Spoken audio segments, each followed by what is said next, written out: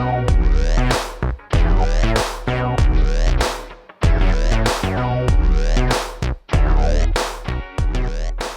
listening to the PR Wind Down Podcast, the show for public relations professionals who are ready to see real change in the PR industry. We are your hosts, April White and Laura Schooler. Let's get ready to wind down.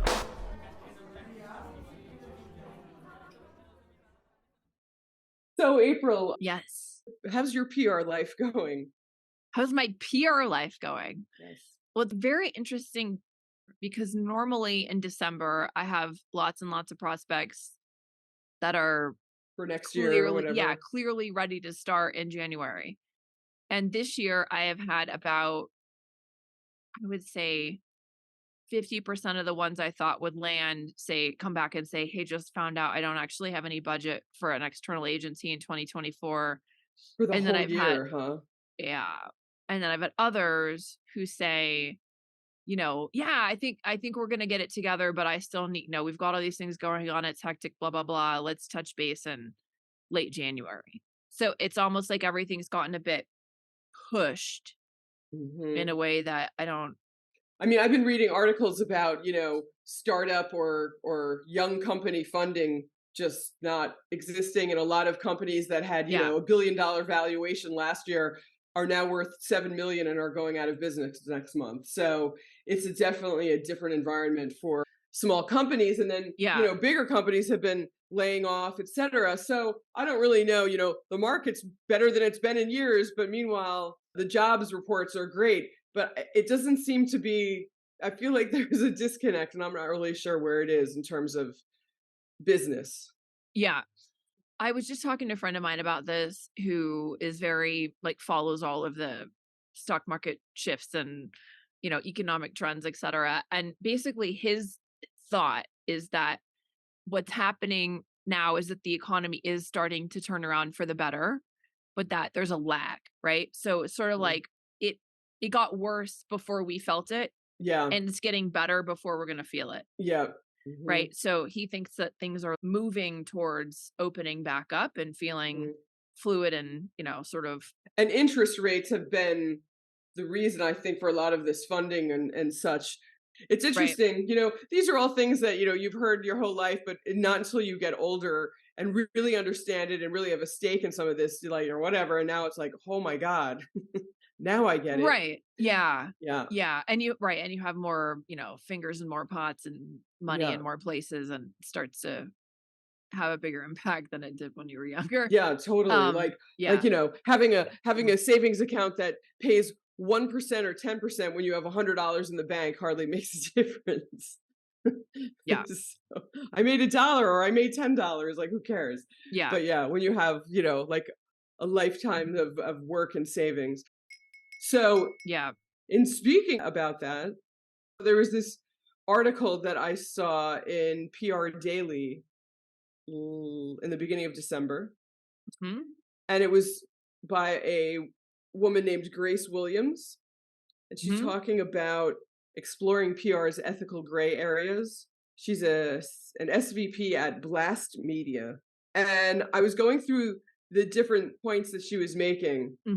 And some of these things I didn't know about until the last 5 years or so, because I had been working at, big companies where certain types of PR don't even come up.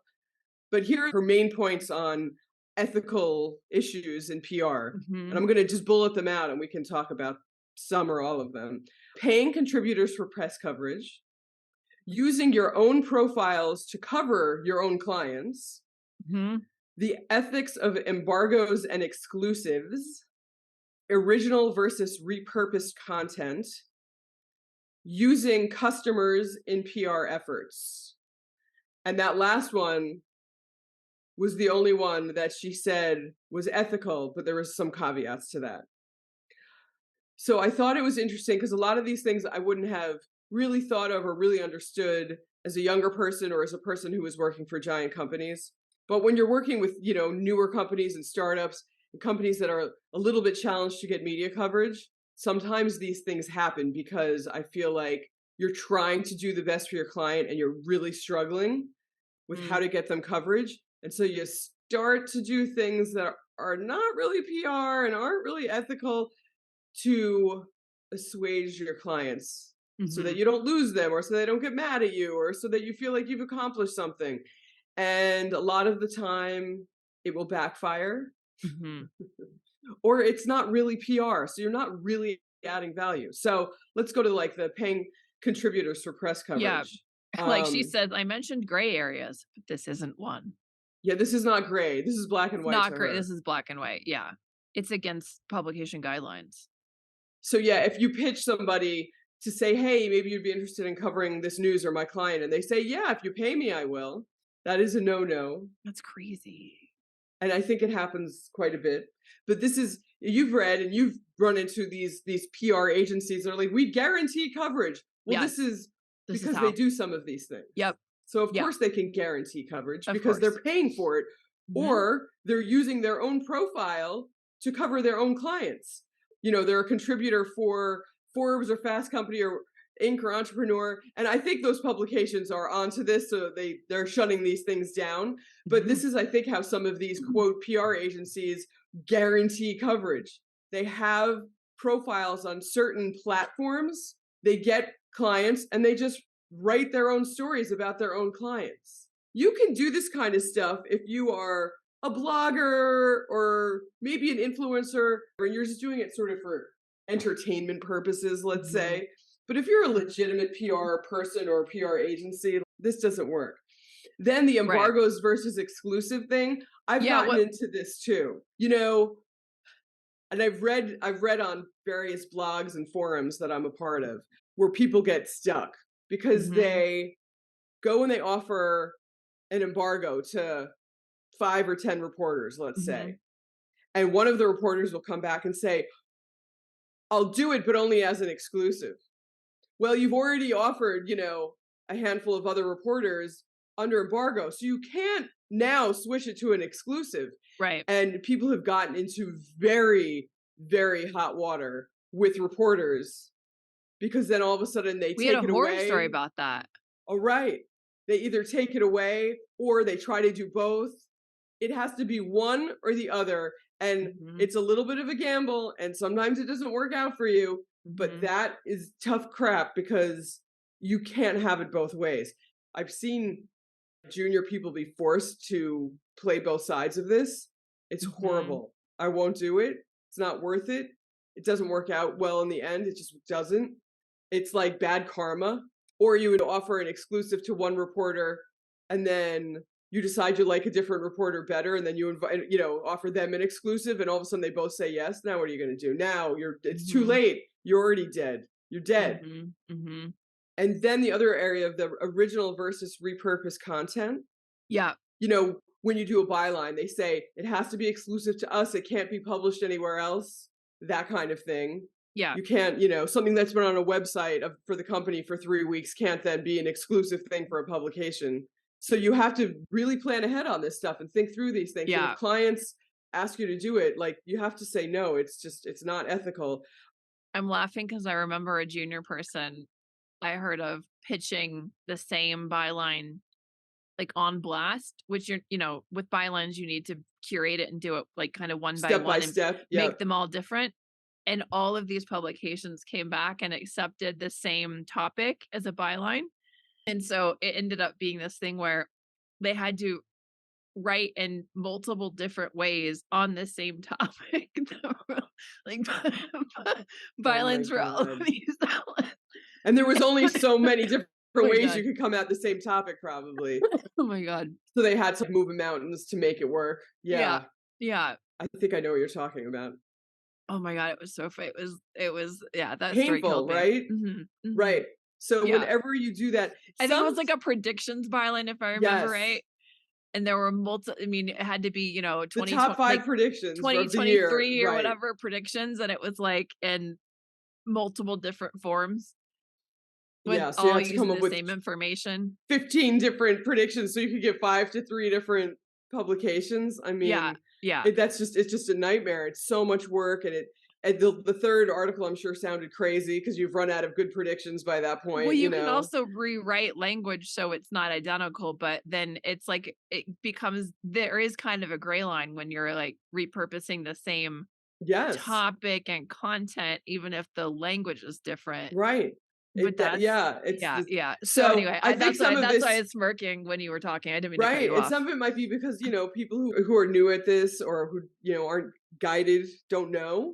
Yeah, And then some might feel like, oh, I should just do it all at once. I think because they get lazy and they don't want to have to do it and wait or follow up and wait, or they get impatient. So they're yeah. like, oh, I'll just do it at once. It'll be fine. And then it's not. So the last one about using customers in PR efforts, it's always good to say, hey, we have this story idea and, you know, here's a customer or an example or a third party who can like comment on it to try to help build a dynamic story. So that's sort of a separate thing. So we don't even really need to get into that. The bottom line, as she says too, is that if an agency or a PR practitioner guarantees you coverage or a certain number of articles, it's just a red flag. And if a client says you have to give me 10 pieces of coverage, and I know that you've heard this many times probably, because when you have startups, they want backlinks and they want it certain, but that's too Mhm. much mixing marketing and content marketing and advertising with PR, and it usually blows up in one's face. The other thing that I saw that, and I've heard a lot recently, that sort of is linked into this is Harrow has really descended into like a mucky pile of garbage, apparently, where both the requests are, I don't know, AI generated or like people with blogs that aren't even real reporters. And then apparently the responses aren't even really PR people a lot. It's bots or something replying to these people. It's like this war of like AI bots just going back and forth, and all the content is useless now. Yeah. And Harrow was a great resource years ago, and I don't think it is anymore. Well, now there are a number of new platforms that are not free, like Haro Right. or Haro or whoever. I don't know which one Help a is. reporter out. Yeah, It's what let's it do that stands for. because I've heard it all kinds of ways. And so there are the new platforms you have to pay for, Right. So but they that probably keeps but it keeps this garbage at at bay. bay. Yeah. Yeah. I said that at the same time. At bay. So, but I'm using Harrow or Haro, help a reporter out, was a nice add-on. Again, I think it's when people are scrambling. Oh my God, we haven't gotten Mhm. this client coverage in a month. Mhm. Find something. So you Yeah. go to Harrow's, right? I mean, it works sometimes. You get serious high level coverage. I think those days are over. So all of this stuff is in this box of things that desperate clients and or PR people do. Mhm. And that desperation should be understood with care because people get put in situations and they don't know They do. how to get out of it. Yes. Yeah, and there's nothing more frustrating than taking on a client you think you can land coverage for, and then it just doesn't pan out for one reason or another, and And there it's could be a lot of reasons why it's not panning out. yeah, A and lot of reasons. many times it's not the team's fault. Yep. Most of the time, it's not the team's fault, but especially in a time where bringing clients has gotten harder and harder and harder, it's more like, Yep. giving birth and doing a coffee date. It's like it's a whole process, right? How to like land Yep. new clients. So then you don't want to lose them by not being Right. able to deliver. And Yep. then, people I think sometimes just get a bit desperate to your point. I don't know. What do you do? I mean, so the way to deal with any ethical dilemmas is to try to avoid getting into them in the first place. So for more senior PR You never lie, people, you never have to remember what you said. right, don't Yeah, lie.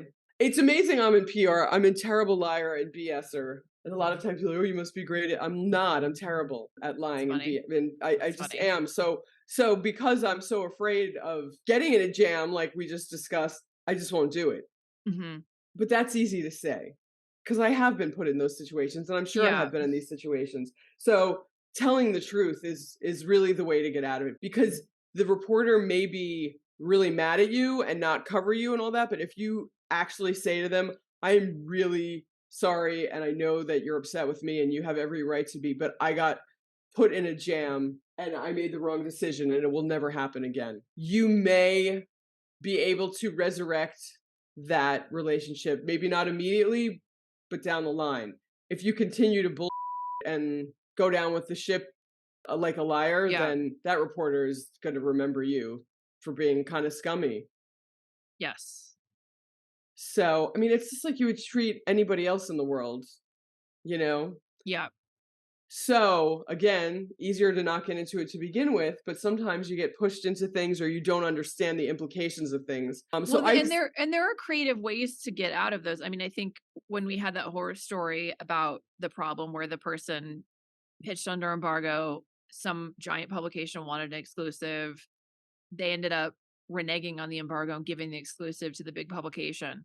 But I think that, part of what we discussed was that, well, what if you just gave them exclusive information, exclusive interview, exclusive something else? angle, right? Yeah. And so Data, then person, you're not breaking the embargo, but you are still giving them something special to make them want to yeah. cover it. So I mean, there are ways. I think creative problem solving in PR is maybe the most important skill, Hmm. because there are all these situations where you get backed into a corner and you have to figure it out. And I think the other thing is, like, when you don't get placements for a client, rather than going back to, okay, let's go to a paid thing, one of the best ways to navigate that is to get feedback from reporters. Hey, so sorry, I know you're not interested. Like, anything you can tell me about why would be super helpful. Then you can go back to the client with those no's and some semblance of feedback and say, hey, this just isn't landing because we aren't the first to market with blank, or we don't have enough statistics, or we I don't feel have like enough that evidence. works if you have a legitimate story, but a lot of times you don't have a legitimate story And you're and you already know stretching. that you're pitching some crap just because you have to say we pitched it and to make the reporter respond, why not? And have them be like, because it's stupid. Like, you know what I mean? So Well, ideally, you want the client to respect you enough that you don't end up pitching stuff for them that they want pitched, even though it's it's not going not, to I land. know, but we all know we all had clients where you had to, right? Oh, Anyway, yeah, I know. I mean, the point system that we have in place helps with right. that, because it makes them less inclined to want to waste Yep. budget on things that we don't advise, but it still happens. And it's still, I mean, we even had a client recently, I won't name them, but they came to us, hey, we've got this big announcement. Oh, we said, cool, as long as we have the information by Monday, whatever it was, we're good to go. And What, to then go out in a timely fashion? it was 2 weeks later, but they'd already paid the invoice. And we're like, Okay. what? Okay, we'll do our best. But it's like, why would you think 2 weeks after you put out a press release, this is still viable? Oh, I see what you're saying. They Like, wanted you to like extend the news life of something that was 2 weeks old. yeah, Well, I've also had clients or people, like if I went at a big company, want to issue the same release again because they think that if you put it out again, I've seen it'll clients do that. boost SEO. And it's like, you can't, it's not I had a former news. client actually do that themselves. They So we put it put out out. the release, pitched it, and then 2 or 3 months later, it was like, oh, they put out this same news. That's not ethical either.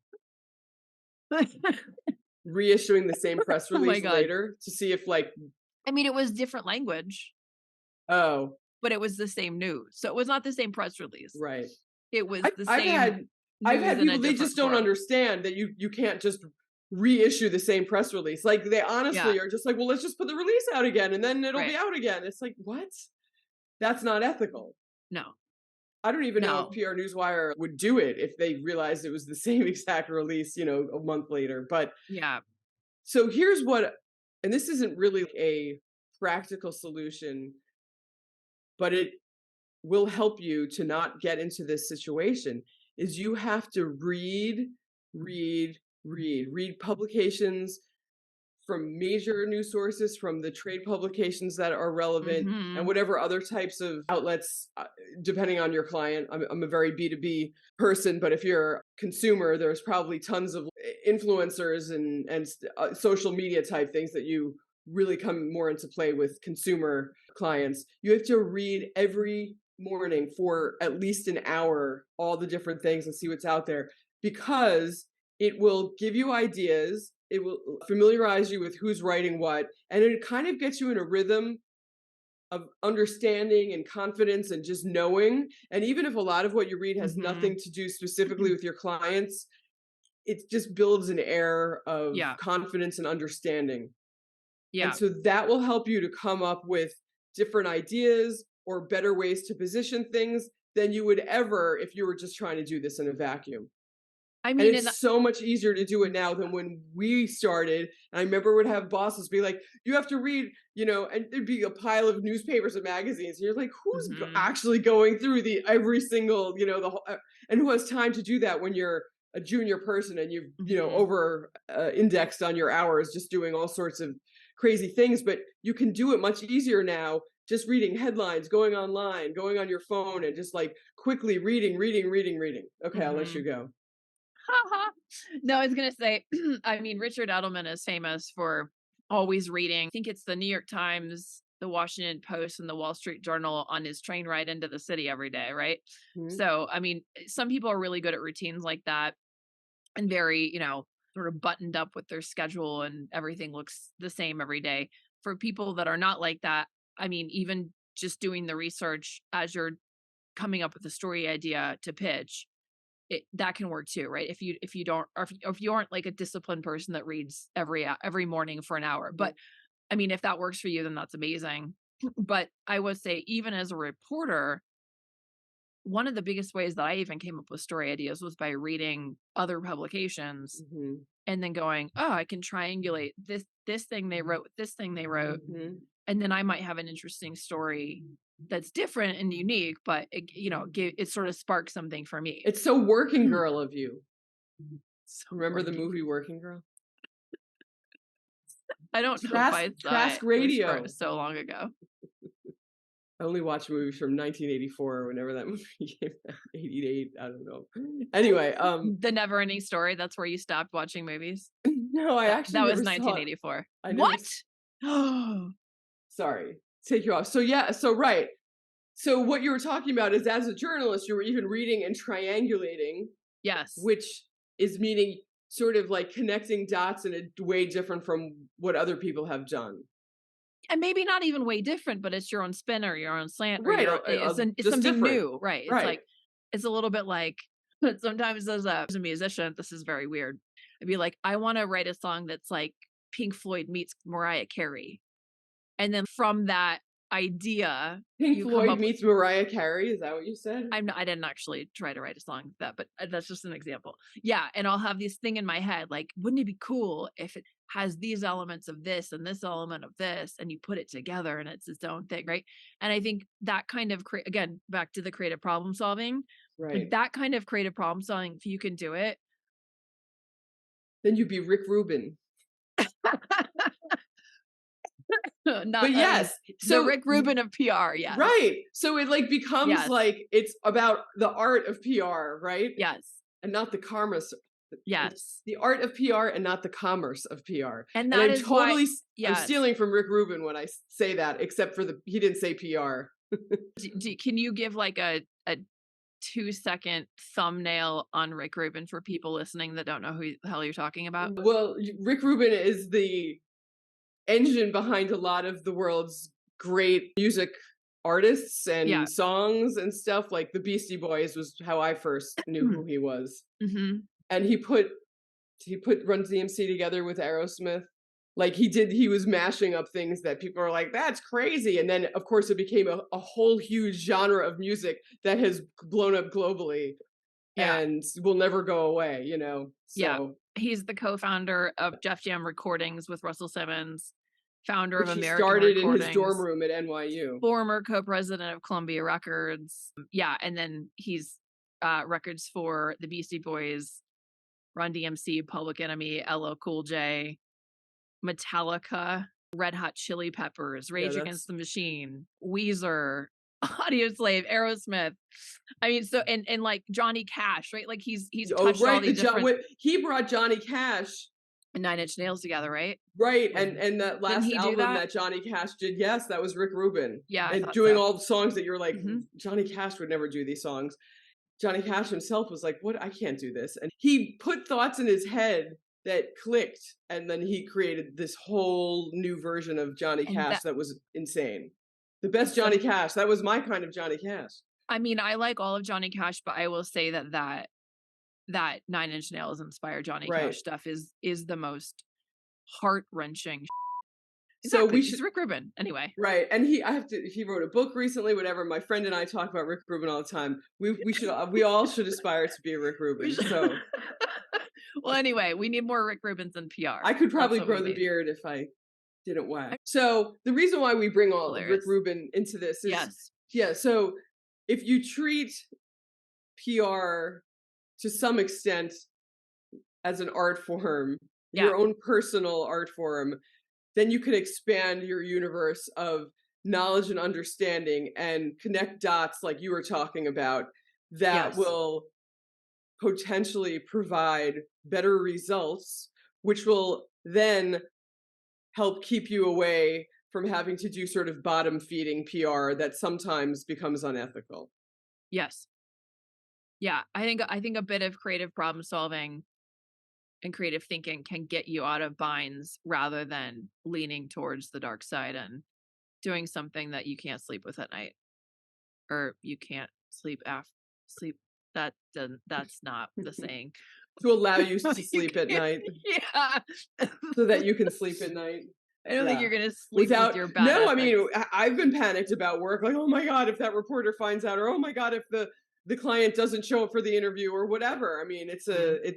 there's that feeling happens a lot in PR. So Totally, I totally. really feel like making time, and you might have to do it on your own time, because I know that junior PR people are busy, busy, busy, busy doing everybody's admin stuff and all that. Yes, But I yes. swear it'll make you, and I was told this and I didn't listen. But again, it's because I was like, what am I gonna like sit here and read it'll take 5 days to read all of these publications. Fortune Totally. magazine and Fast Company, remember they were this thick. So now you can just scroll and it's much easier. So nobody has an excuse. And even Yeah, if it's a paywall, you can still see headlines, you can see the first paragraph, you can get articles, different places, etc. yeah. Agreed. All All right. right. Thank you so much for tuning into the PR Wind Down podcast. Remember to submit your own agency stories and questions and to share our show with your friends and colleagues. If you subscribe and leave us a rating, it helps us reach new listeners like you. Can't wait to wind down with you again next time. Ba-dum-bum, ba-dum-bum.